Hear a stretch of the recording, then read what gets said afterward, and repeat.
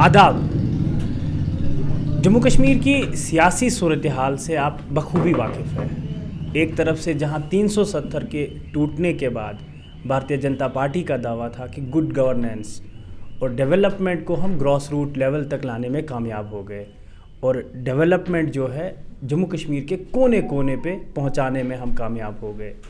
Same time पे जम्मू कश्मीर की सबसे बड़ी पॉलिटिकल पार्टीज़ का दावा है, जिनमें ख़ास तौर पे नेशनल कॉन्फ्रेंस है, कि 370 के टूटने के बाद अगर जम्मू कश्मीर में कुछ बचा था, अगर कोई चीज़ हमने बनाई थी, उसका भी बेड़ा गर्क हो गया पूरे जम्मू कश्मीर में। ये यहाँ की रीजनल पार्टीज़ का कहना है। और इस संदर्भ में आज मैं जम्मू कश्मीर नेशनल कॉन्फ्रेंस के provincial vice president Khalid Najeeb से बात करता हूँ कि आखिर जो 370 टूटने के बाद जो दावे सेंटर ने किए थे, क्या वो यकीनी तौर पे पूरे हुए? क्या उनकी कही बातें सच हुई? क्या सच में जम्मू कश्मीर जो है नई डेवलपमेंट की राह पे गामजन हुआ? अब बात करता हूँ। सर, आपका पहले बहुत बहुत शुक्रिया।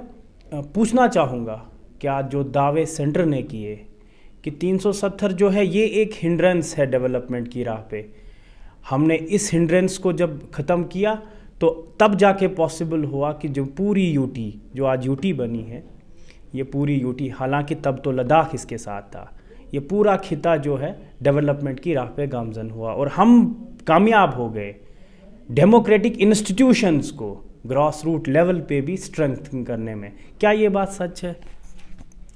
देखिए, इसको हमसे ज़्यादा आप लोग जानते हैं कि ग्राउंड पे सिचुएशन क्या है, ग्राउंड पे कितनी डेवलपमेंट हुई है, ग्राउंड पे क्या सूरत हाल है, लॉ एंड ऑर्डर का क्या सिलसिला है, डेवलपमेंट का क्या सिलसिला है। ये कहने की इन्होंने नैरेटिव एक बनाया है, पूरा मीडिया इसको आगे प्रोपेगेट करने का उन्होंने बीड़ा उठाया और गवर्नमेंट ने इनको बताया ऐसा ऐसा करना है, वो वैसा करते हैं। लेकिन ग्राउंड पे ऐसी सूरत हाल कभी नहीं रही, क्योंकि ये हमेशा पता नहीं जम्मू कश्मीर के ख़िलाफ़ क्या इनके जहन में था। एक मुस्लिम मेजॉरिटी स्टेट को एक यूटी में तब्दील किया, हालांकि होना ये चाहिए था। क्या उमूमन जो भी हिंदुस्तान की तारीख़ रही है, यूटी को स्टेट का दर्जा दिया गया है। ऐसा कभी नहीं हुआ कि स्टेट को तोड़ के यूनियन टेरिटरी बना दिया गया। और सबसे इसको पार्लियामेंट में भी झूठ बोला गया, हर जलसे में झूठ बोलते हैं कि दफ़ा 370 रुकावट थी। आप ये हमें बताएं कि यूपी में कौन सा दफ़ा 370 था, बिहार में कौन सा दफ़ा 370 था, उड़ीसा में कौन सा 370 था। जितनी भी स्टेट्स हैं उनमें हम किसी से पीछे नहीं रहे। कुछ स्टेटें हैं जैसे महाराष्ट्र है वगैरह जो कदरे हमसे आगे हैं, बाकी किसी में हम किसी से पीछे नहीं हैं। और ये जो बताना कि दफ़ा 370 रुकावट था, तो इन स्टेटों का हाल देखिए, यूपी का हाल देखिए, बिहार का हाल देखिए, दूसरी जगहों का हाल देखिए। बल्कि दफ़ा 370 हमारी शनाख्त था, और दफ़ा 370 की वजह से ही हम इस वक्त यहाँ जो रियासत जम्मू कश्मीर इतना तरक्की कर चुका था, दफ़ा 370 की वजह से ही था। हमारे यहाँ कोई बेघर नहीं, हमारे यहाँ कोई भूखा सोता नहीं है, हमारी रूरल पॉवर्टी सबसे कम है। हमारे बराबर में सिर्फ दिल्ली एक है, और दिल्ली को होना भी चाहिए था, उसको हमसे बहुत आगे होना चाहिए था, क्योंकि वो इस मुल्क की राजधानी है।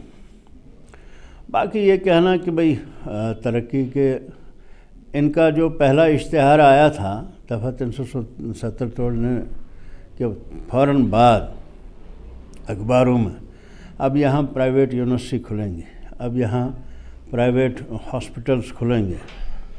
हमारे हॉस्पिटल बाकी रियासतों से बहुत अच्छे हैं, हमारी यूनिवर्सिटी बहुत बाकी यूनिवर्सिटी से बड़ी अच्छी थी, इसका स्टैंडर्ड बहुत अच्छा है।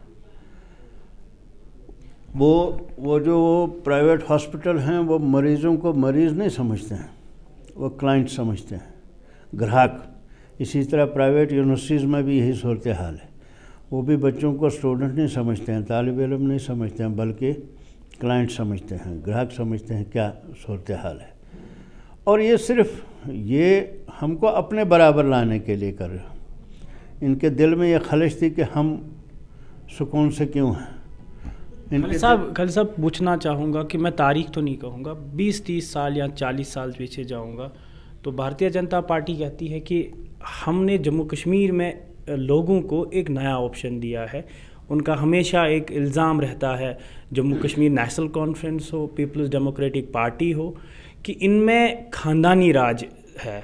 تو خاندانی راج کو ختم کیا ہم نے ان کو ایک وکلپ دیا, نیا آپشن دیا, جہاں پہ لوکل لیڈرز, جہاں پہ نئی لیڈرز کو ہم نے پروموٹ کیا, جو لیڈرز جو ہے بالکل لوگوں سے اٹھ کے آئے ہیں, عام لوگ اٹھ کے آئے ہیں.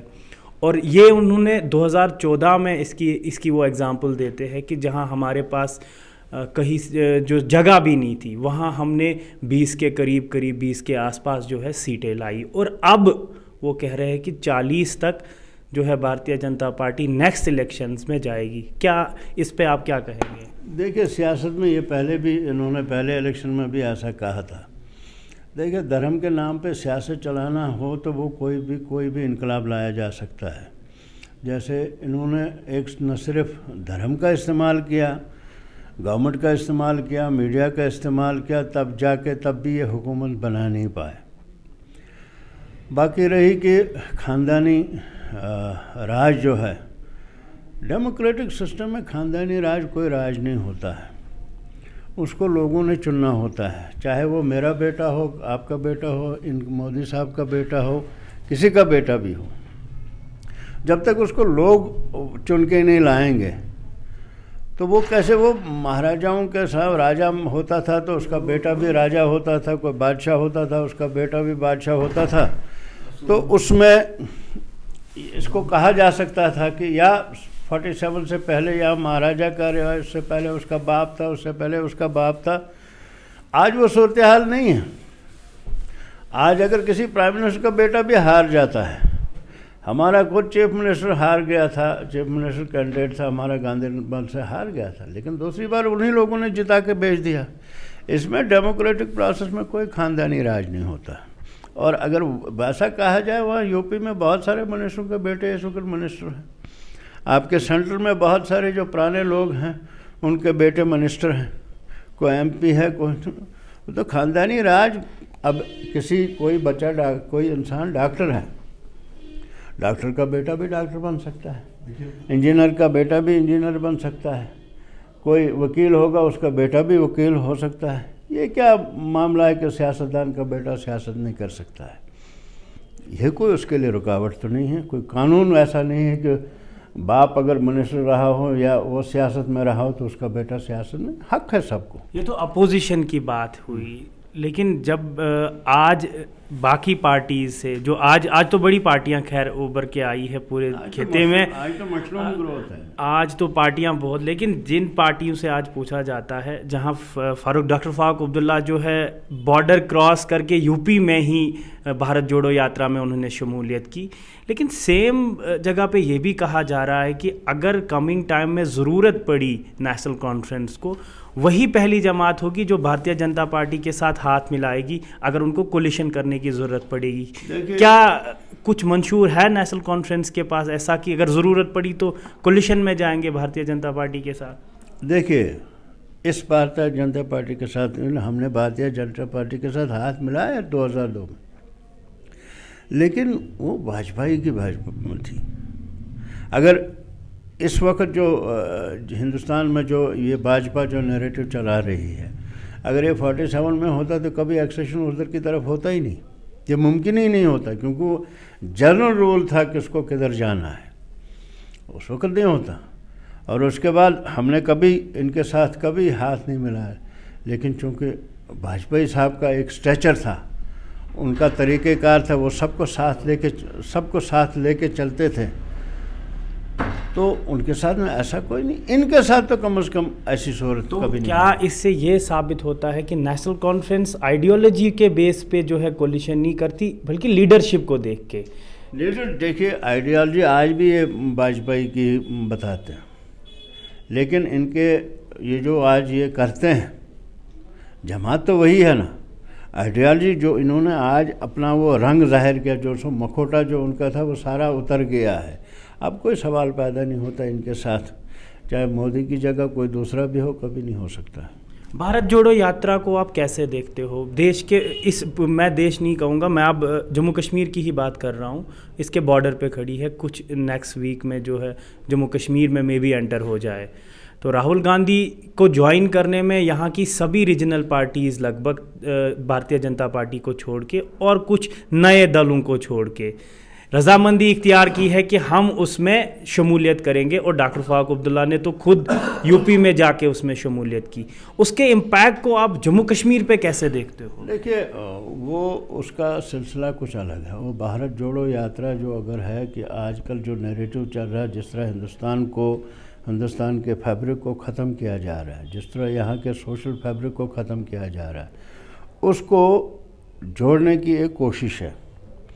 اور لوگوں کو آپس میں جوڑنے کے جو بھی آگے نکلیں گے ہم ساتھ دیں گے ان کو, کیونکہ ہمارا یہ منشا کبھی نہیں رہا کہ ہم تقسیم در تقسیم کرنا چاہیں. ہم تو جوڑنے کی بات کرتے ہیں. نیشنل کانفرنس کا آپ اگر آئین پڑھیں, وہاں ہمیشہ سب کو ساتھ لے کر چلنے کی بات ہوتی ہے, بلا رنگ مذہب ملت سب کچھ, کسی کے ساتھ کوئی بھید بھاؤ نہیں ہے. اگر اس طرح کے خیالات کسی کے بھی ہوں, اچھی چیزوں کو ساتھ دینا چاہیے. سیکولر کریڈینشلز پہ اس کا مطلب جو یاترا ہو اس میں شمولیت ہونی چاہیے. لیکن ڈی اے پی ہو, اپنی پارٹی, پیپلز کانفرنس, ان پارٹیوں نے ابھی تک کوئی ایسا نہیں کیا. کیا مطلب اس کے پیچھے آپ کو کیا لگتا ہے, کیا پولیٹکس؟ نہیں, وہ دیکھیے ان کا اپنا نقطۂ نظر کیا ہے, وہ جانے ان کو کیا کرنا چاہیے. وہ دوسری پولیٹیکل پارٹیز کے بارے میں ہم یا ان کو کیا کرنا چاہیے ہم نہیں بتا سکتے, وہ خود ہی بتا سکتے تھے. ہم اپنی پارٹی کے بارے میں بتا سکتے ہیں کہ ہم لوگ سب کو ساتھ چلانے پہ یقین رکھتے ہیں. ہم نے صرف نعرہ ہی نہیں دیا, شیر کشمیر نے ہندو مسلم سکھ اتحاد نعرہ ہی نہیں دیا, بلکہ عملاً کر کے دکھایا ہے. ہم نے ہمیشہ سب کو ساتھ چلایا. خیر, خطے چناب میں نئے لیڈر نے اپنا دل, جو ڈی اے پی کی میں جو بات کر رہا تھا, یہ آپ کا تعلق جو ہے خطہ چناب سے ہے, خطہ چناب سے جڑے ہیں نیشنل کانفرنس کے ساتھ اور شروعات سے جڑے ہیں. تو کیا آپ سمجھتے ہیں کہ خطہ چناب پہ غلام نبی آزاد کا ڈی اے پی کی ایک نئی پارٹی کو تشکیل دینا, یہ نیشنل کانفرنس جہاں 2014 میں الیکشنز کا رزلٹ آیا, نیشنل کانفرنس کی کچھ سیٹیں جو ہے بالکل رائٹ سے لے کے لیفٹ چلی گئی, اب وہیں پہ ڈی اے پی کا آنا, آپ کو کیا لگتا ہے, کیا یہ ایکسٹرا امپیکٹ ہوگا یا اس کا کوئی رول ہی نہیں رہے گا؟ دیکھیے, ہر شخص کا امپیکٹ پڑتا ہے, لیکن چونکہ اس وقت ریاست جموں کشمیر میں اس وقت ہر چیز ممکن ہو سکتی ہے. کنفلکٹ زون میں بہت مدت سے جہاں کنفلکٹ چل رہا ہوتا ہے, یہاں نت نئے تماشے ہوتے ہیں. سیاسی پارٹیاں بھی بنتی ہیں, کوئی ملٹنٹس اٹیک بھی ہوتے ہیں, یہاں کوئی پتہ نہیں چلتا کون کیا کر رہا ہے. لیکن جن کی بنیاد مضبوط ہوتی, جو اپنے اس اصولوں سے کبھی انحراف نہیں کرتے ہیں, وہ اپنی جگہ قائم ہوتے ہیں. پھر کوئی بھی سیاسی پارٹی, اور ہم ہمیشہ یہ چاہیں گے وہ لوگ ان کے ساتھ دیں گے جو کل اگر اسمبلی میں ضرورت پڑے ہم کو کہ یہ جو اتنے آئے دن روز نئے قانون بنتے ہیں, ہم ان کو قانونوں کو ختم کرنا چاہتے ہیں. جو اس وقت ہمارے ساتھ کھڑا رہے گا ہم ان کے ساتھ جڑنے کو تیار ہیں. جموں میں پروونشل پریزیڈنٹ ایک ٹائم کے بھارتیہ جنتا پارٹی میں چلے گئے, اب جموں میں پنچایت الیکشنز کا کہہ رہے ہیں کہ پنچایت الیکشنز ہوں گے. اسمبلی الیکشن تو خیر کئی سالوں سے نہیں ہو رہے, پنچایت الیکشنز ہو رہے. کیا جموں پروونس میں ابھی بھی نیشنل کانفرنس اسی مائٹ میں ہے, اسی اسٹرنگتھ میں ہے جیسے وہ 2014 سے پہلے تھی؟ یار, کسی پارٹیوں میں فرد آتے جاتے ہیں. پارٹی تنظیمیں ہی کسی فرد کی پہچان بنتی ہیں. کسی کے آنے جانے سے کوئی اچھا آدمی بھی ہو سکتا ہے, وہ بھی چلا جا سکتا ہے. یہ کسی وقت اس کی اپنی کوئی مجبوریاں ہوتی ہیں. لیکن ہم, بلکہ آپ کو میں یہ کہوں گا, آپ کو اس وقت کچھ عجیب سا لگے گا, لیکن ہم جموں پراونس میں پہلے سے زیادہ مضبوط بن کے نکلیں گے. اور نیشنل کانفرنس انشاءاللہ کشمیر سے زیادہ مضبوط ملے گی آپ کو جموں پراونس میں. اور ضرورت ہے, کیونکہ آئے دن کشمیر میں بھی تجربے ہوتے ہیں، ادھر بھی تجربے ہوتے ہیں، لیکن ہم لوگ نیشنل کانفرنس کے لوگ ہیں، پرانے لوگ ہیں، ہمارا کاڈر بکھرا نہیں ہے۔ انہوں نے بڑی کوششیں کی، انہوں نے کچھ مجبوریاں، جو نئے نئی پارٹیاں بن رہی ہیں ان کو ضرورت نہیں تھی، یہ جس طرح پی ڈی پی سے لوگ نکلے ہیں، دوسری جگہوں سے لوگ نکلے ہیں، اس مطلب بلک میں ان کو اندازہ تھا نیشنل کانفرنس سے بھی نکلیں گے، لیکن نیشنل کانفرنس سے کوئی اس طرح کا عمل نہیں ہوا۔ اب وہ مجبور ہو رہے ہیں اسی لیے کوئی نئی نئی پارٹیاں کھڑی کرنے کی، اس سے نیشنل کانفرنس کے اپنے وجود پہ کوئی فرق نہیں پڑے گا۔ لاسٹ میں پوچھنا چاہوں گا خالد صاحب، ایل جی ایڈمنسٹریشن پچھلے کئی سالوں سے یہاں چل رہی ہے، ایل جی گورن کر رہے پورے یو ٹی کو، کیا ایل جی ایڈمنسٹریشن ہی ایک وکلپ بچا ہے جموں کشمیر کے لیے؟ کیا Jammu Kashmir L G administration میں پراپر روٹ پہ چل پڑی ہے، یا پوری ریاست چل پڑی ہے؟ کیا وہ کام ہو رہے جو ہونے تھے؟ دیکھو، کوئی بھی حکومت ہو، چاہے ایل جی ہو، گورنر ہو، یا مارشل ہو، یا اور کوئی چیز ہو، ہمیشہ ڈیموکریٹک پروسیس سے آئی ہوئی گورنمنٹ ہمیشہ بہتر رہی، چاہے وہ کمزور ہے وہ ہمیشہ بہتر ہی رہتی ہے۔ جہاں لوگوں کو، ان کے جذبات کو، ان کی آواز کو کوئی سنتا بھی ہے، ان کو وینٹ ملتا بھی ہے۔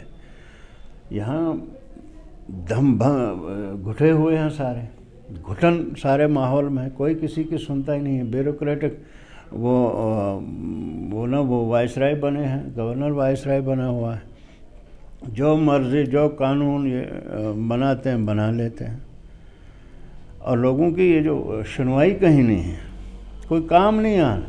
اوپر سے یہ روز نئے نئے پروجیکٹ کے بارے میں ہم کو کہتے ہیں آج اس میں اتنا خیر ہے، گراؤنڈ پہ ان کو پیسہ نہیں ان کے پاس ہے، کئی سالوں سے ان کے پاس جو نریگا کا پیسہ نہیں ہے، ان کو ٹھیکیداروں کو دینے کے لیے پیسہ نہیں ہے، کمپنسیشن رکے پڑے ہیں، بڑے پروجیکٹ اسی لیے رکے پڑے ہیں۔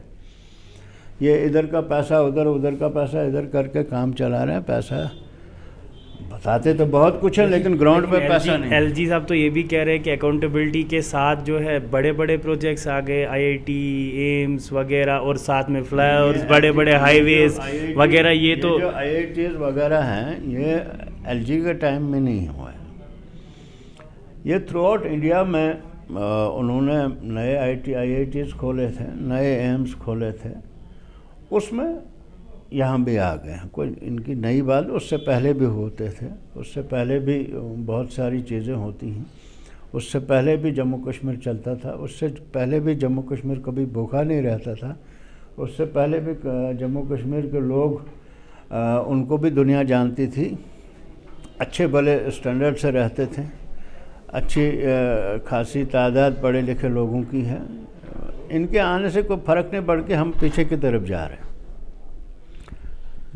خالد صاحب آپ کا بہت بہت شکریہ بات کرنے کے لیے، بہت بہت شکریہ۔ ہمارے ساتھ تھے provincial vice president Jammu Kashmir national conference Khalid Najib Suhrawardy صاحب، جنہوں نے ایک ڈیٹیل خاکہ دیا کہ اس وقت اگر ضرورت پڑی، جب بھی الیکشنز ہوں گے، اگر ضرورت پڑی جو ہے، ضرورت کیا، نیشنل کانفرنس جو ہے پہلے مائٹ سے زیادہ، پہلے اسٹرینگتھ سے زیادہ میدان میں اترے گی، اور جو شاید میجورٹی یا جو پاور نیشنل کانفرنس کو پہلے لوگ امیجن کر رہے تھے، اس سے زیادہ اسٹرانگ نیشنل کانفرنس ہے۔